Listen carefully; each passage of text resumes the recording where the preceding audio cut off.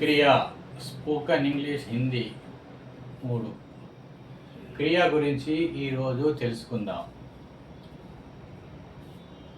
మొదటిది భూల్నా అంటే మర్చిపోవడము, కోషిష్ కర్నా అంటే ప్రయత్నించడం, ఖర్చు కర్నా ఖర్చు చేయడం, పడనా చదవడం, సీఖ్నా సికానా నేర్పించడం. సీఖ్నా అంటే నేర్వడం, సికానా అంటే నేర్పించడం. సోచ్నా ఆలోచించడం, లిఖనా రాయడం,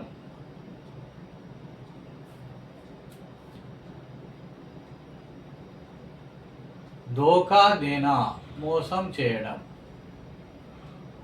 ధోనా కడగడం, చాహియే కావాలి, ముజే చాహియే నాకు కావాలి, ఓ ముజే చాహియే అది నాకు కావాలి. ఇలా యాద్ రఖనా గుర్తుంచుకోవడం, యాద్ కర్నా అంటే గుర్తు చేయడం,